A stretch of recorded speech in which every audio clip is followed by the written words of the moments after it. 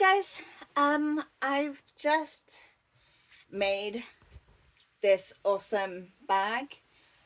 You can literally make it in just a couple of hours, really. I did. And I was filming it, so that's gonna come in a minute. But all I used was, well, I used 2 fat quarters for the outside, and you can also use 2 fat quarters for the inside. I had other fabric in mind for the inside, so I didn't use fat quarters, but you can if you want to. The reason why I love this bag so much is because basically Marvel and DC also, they are protecting me from the spiders inside my bag.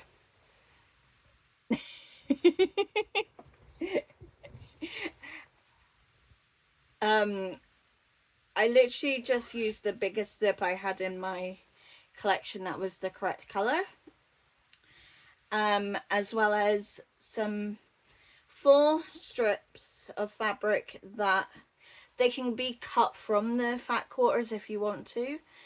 If you're using, let's say, all the same color, so that makes it a lot more neat, but they need to be the same width as the zip.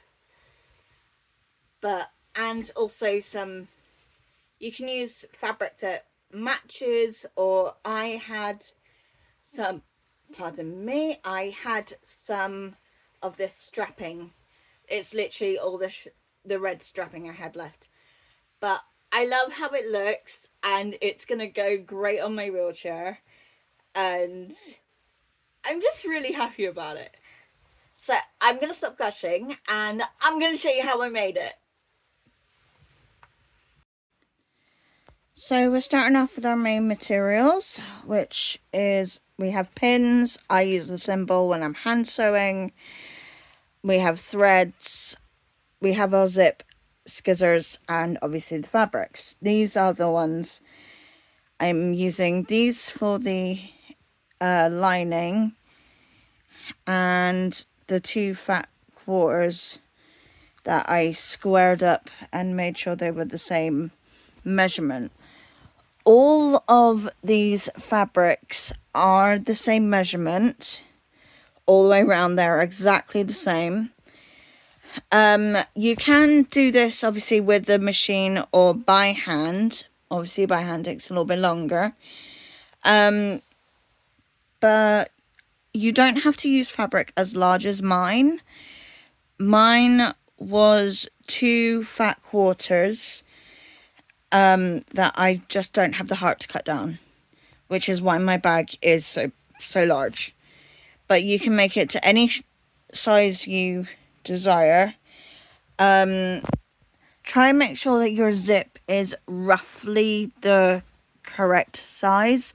This is actually the largest zip in a red that I have, which is why I've also cut 4 strips that are roughly the same width as the zip,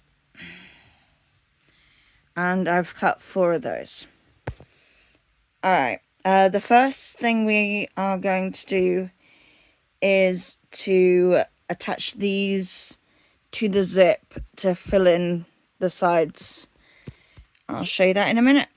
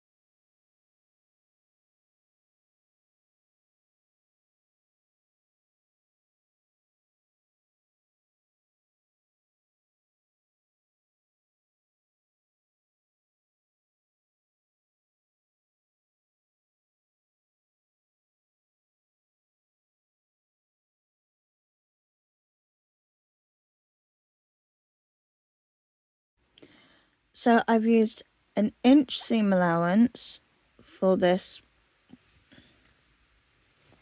and as you can see, the zip is very nicely contained. Same on the other side.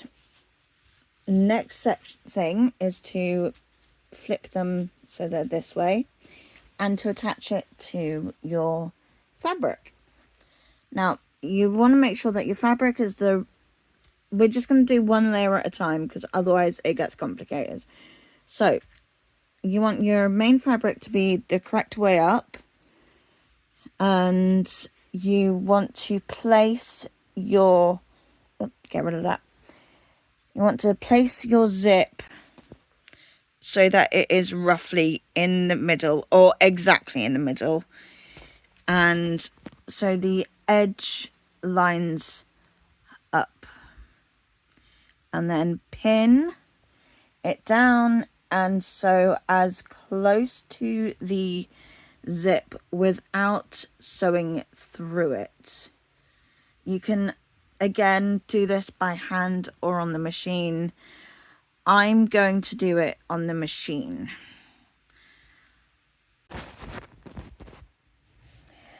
It's now been pinned on.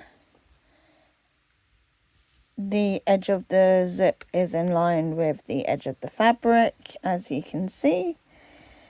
And I'm just going to machine stitch it on. When I get to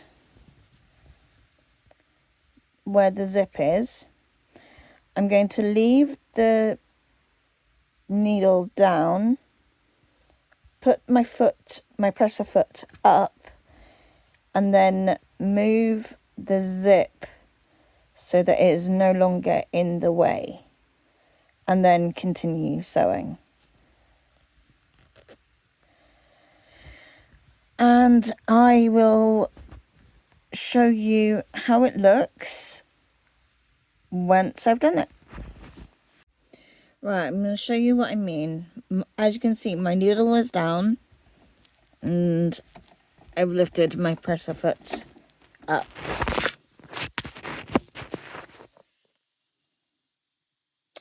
So what I'm going to do now is place my phone somewhere where it'll stay up, hopefully, and move the zip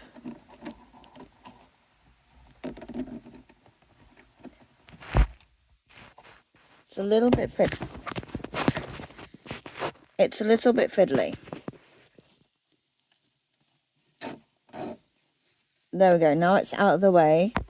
I can put the zip foot back down and continue sewing.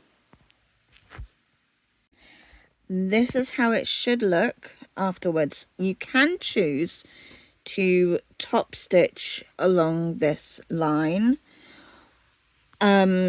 if you want a cleaner edge. However, the next step is to put the lining on.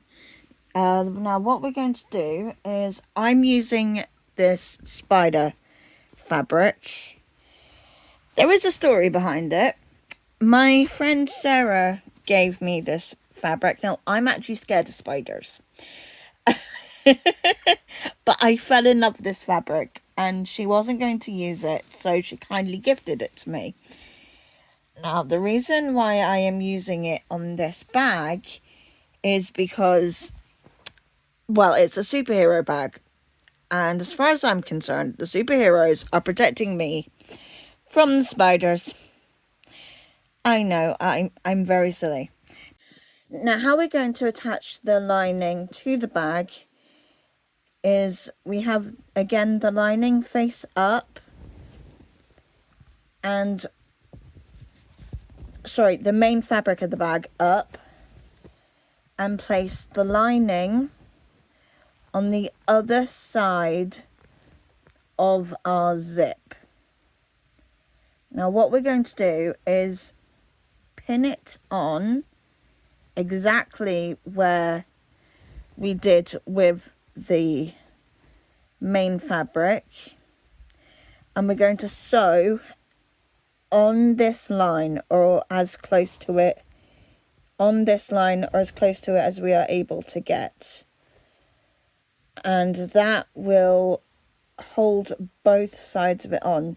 Now, if you have done this more than once and you feel confident, what you could have done was simply line the 3 pieces up, the 2 sides of the fabric and the zip, with it in the middle, and you could have simply sewn down once. Now, I'm not confident in this manner, which is why I'm doing it the more slow way. Now, I will show you how it is once I've done that. And again, I will do the moving the zip method as well to ensure that the zipper piece doesn't get in the way. Okay. Alright, that's that done, and I've flipped it to the other side, and as you can see, it's a really nice clean finish. All your raw edges are on the inside, and I'll flip it over and you can see, if I can flip it over, you will be able to see where the line is, and it's all nicely encased. Now we're gonna do the exact same thing to this side. So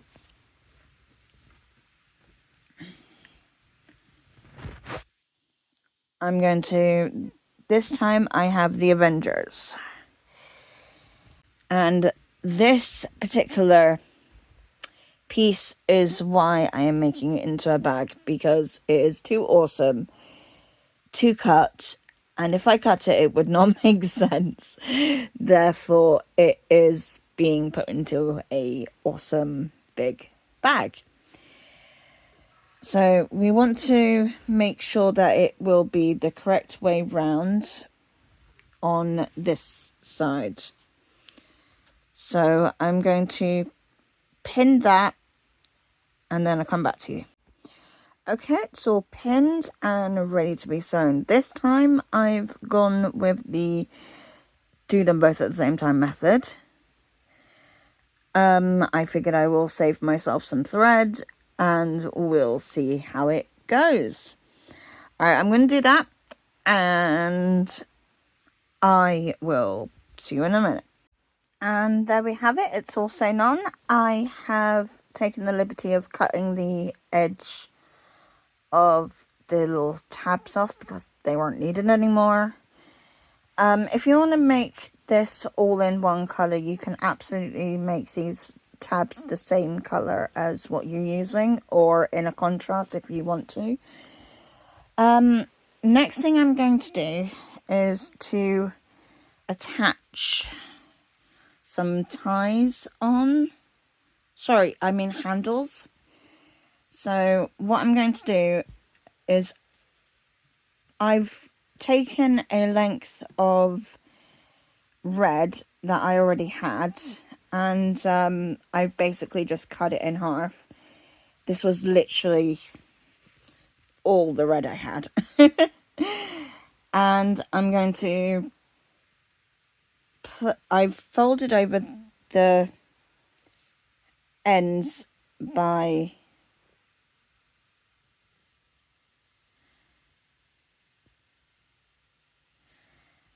I folded over the ends by 1 inch, and I'm going to find a place to pin them, and then I'm going to sew through just the outer layer. Actually, I might do the no, it'll just be the outer layer on, and make it even on both sides. And I will show you what that looks like in a minute. Okay, those are on securely. I did them 6.5 inches in and 2 inches down.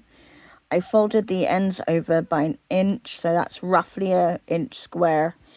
And I made the cross in the middle to give it extra firmness, because in all honesty, this bag will end up at some point with groceries in it, and I don't want it breaking on me, because it will have to go on the back of my wheelchair, and that would be a pain in the arse to be going down the road and then hear a bang and have to go back for your groceries that are now spilling out onto the floor. Because I can see that happening. Right, the next thing we're going to do is open up the zip, because this will make it a lot easier. Well, it would be if I wasn't doing it one-handed. And we are going to sew the outside sections together. So just pin them right sides together around the remaining 3 edges, and sew, basically. And I'll show you what that looks like in a minute. Okay, so while I was pinning the outer layer, I realized that I might as well also pin the inner layer, since I may as well leave a hole in the bottom of the lining so that I can reach in and pull it all through. And what I will be doing is starting at this end and sewing all the way around until we get back to here, so that I can leave this section empty. I've also made sure that the zip is open, because otherwise I can't get it through. So I'm going to go ahead and sew that around. I will be using probably a 3/4 inch seam allowance on this, just to give a little bit more sturdiness. I would usually use about a 5/8, but I'm going to use 3/4 on this one, just to give it a little bit more leeway.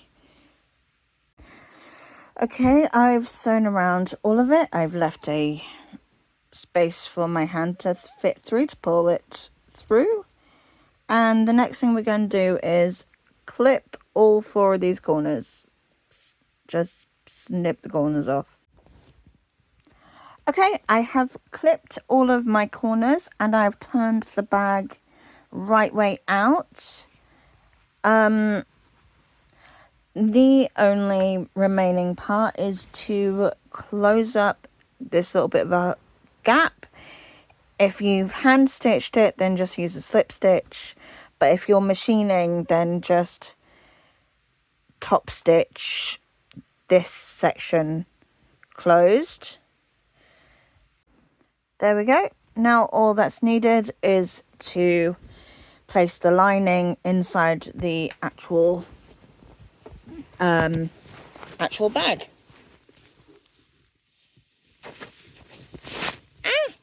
Sorry.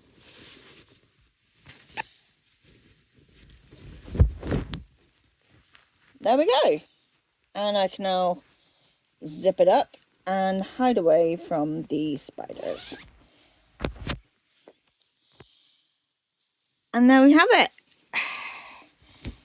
One bag in an evening. Best of both fandoms. Let me know what you think. And have a good day.